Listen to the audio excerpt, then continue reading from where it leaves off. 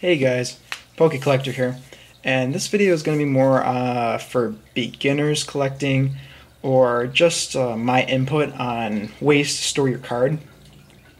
So, on Tumblr the other day, I asked how people stored their cards, and I got some mixed results. A lot of people said they got binders, they used Ultra Pro's 9 card sleeves, and I hear movement outside. Anyways, I'm just wondering when my cousin's gonna be home. So, people used the 9 card sleeves and binders, and that's the majority of how they kept their cards safe. Sometimes they'll double sleeve. They'll take a soft sleeve, and they'll put it into a binder.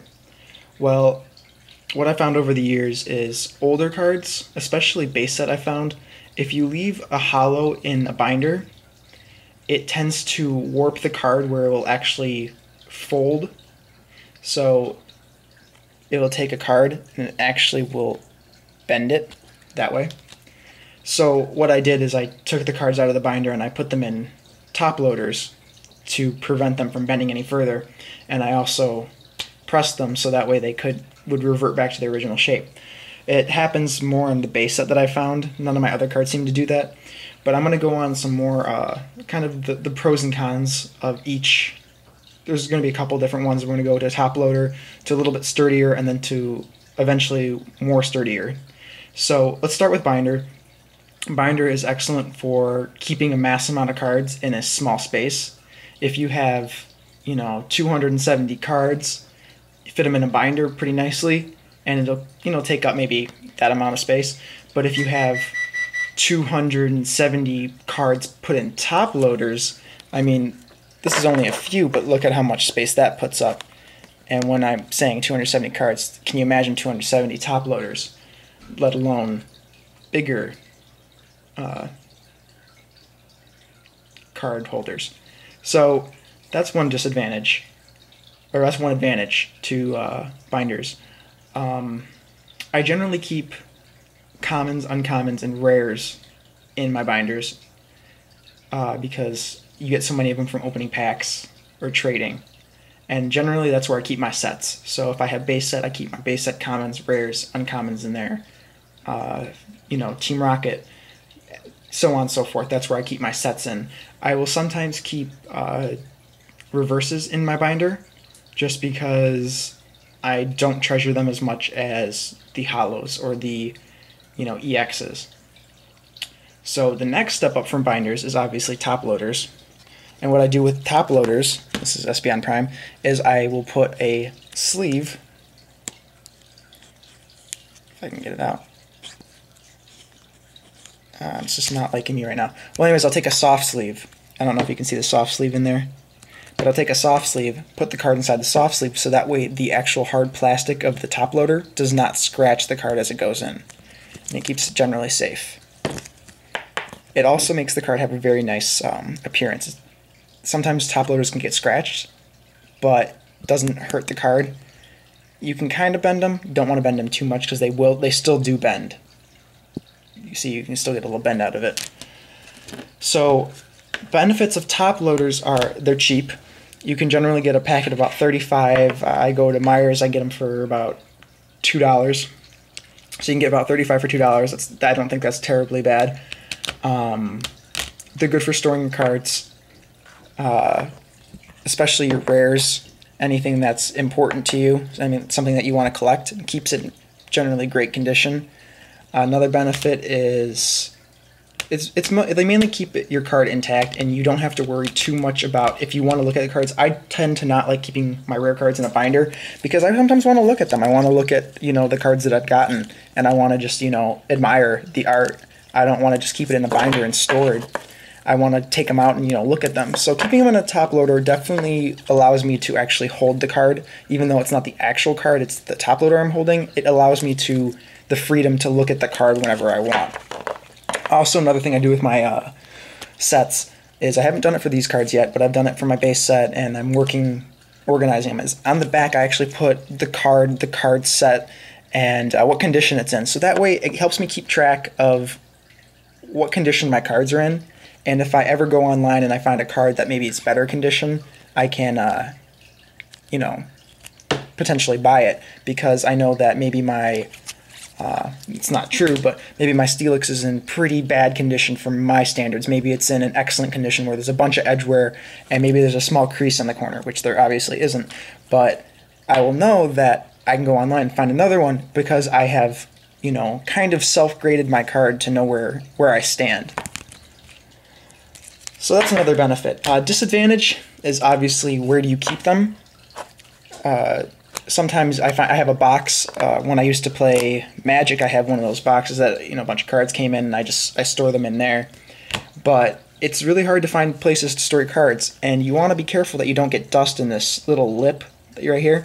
So generally, if you're going to keep your cards in top loaders, not in a box, keep them facing up, so that way you can cover them with a cloth or something so dust doesn't get on them. You don't want dust to get in there. I mean, if you go to move around the card, dust will actually scrape it.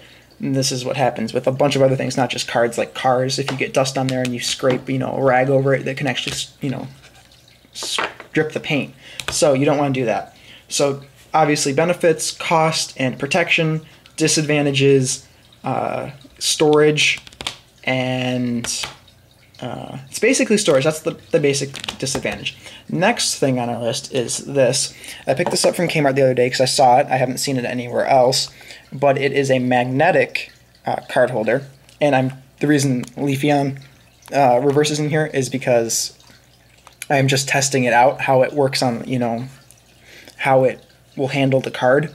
Because basically what happens is you flip this and the backing comes off, and here's the card.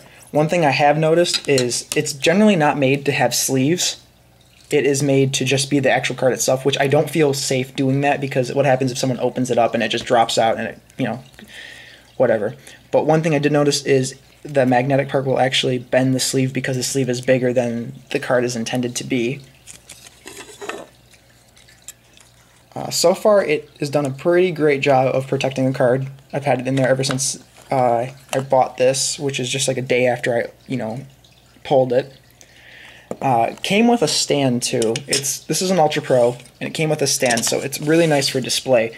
This is where it also helps. Getting these little stands will help with display, with top loaders, with, you know, the bigger case.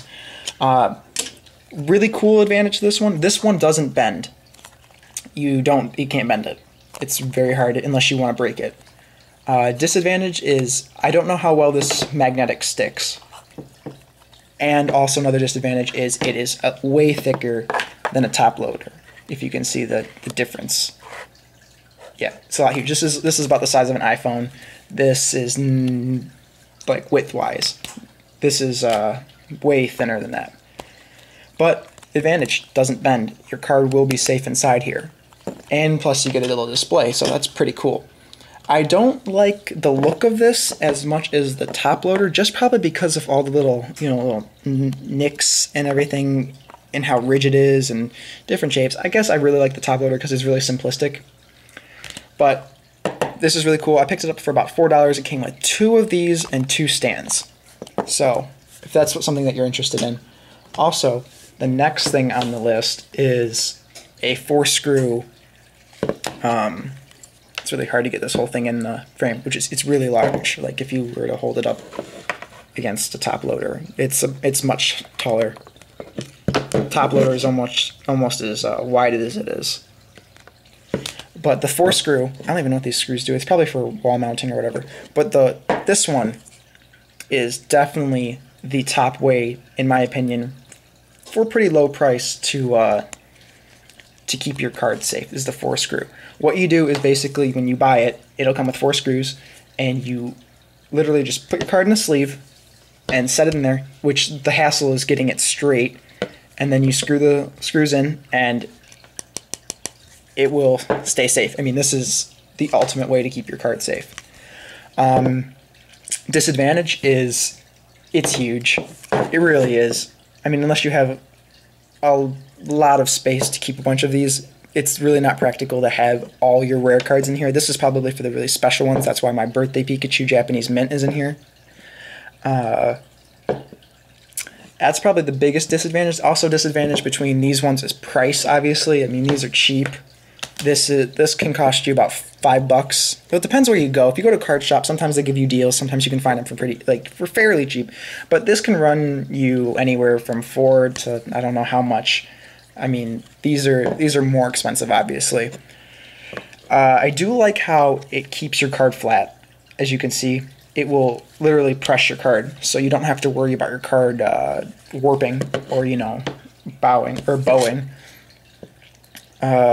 Other than that, I really would only keep precious cards in these. I mean, if I got a first edition Shadowless Charizard, I would definitely put it inside, I'm sorry, first edition Shadowless Charizard, all first editions of Shadowless. Let's say I got a first edition Charizard from base set and it was in gem mint condition and it wasn't PSA graded. I would put it in one of these. If I got a Blastoise from base set that was shadowed, I would not put it in one of these, unless it was an important card to me, sentimentally.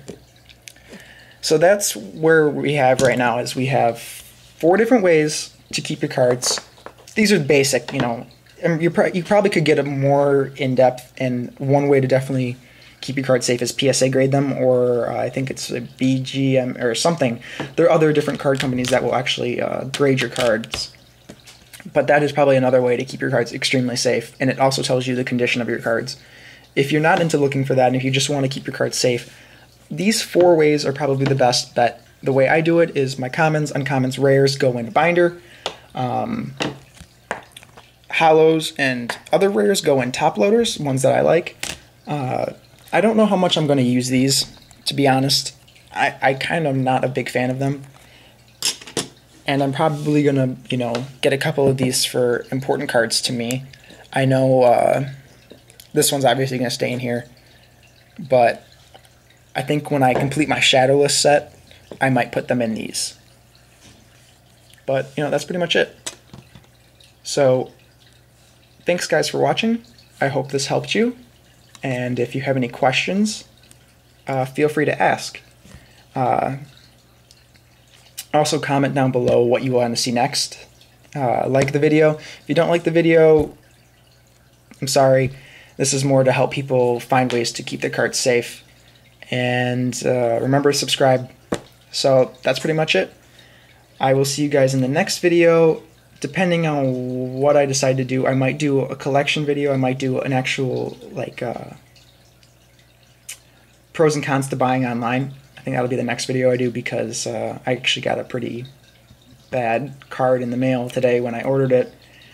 Luckily I didn't pay too much for it, but it was very disappointing. So I will see you guys in the next video. Bye.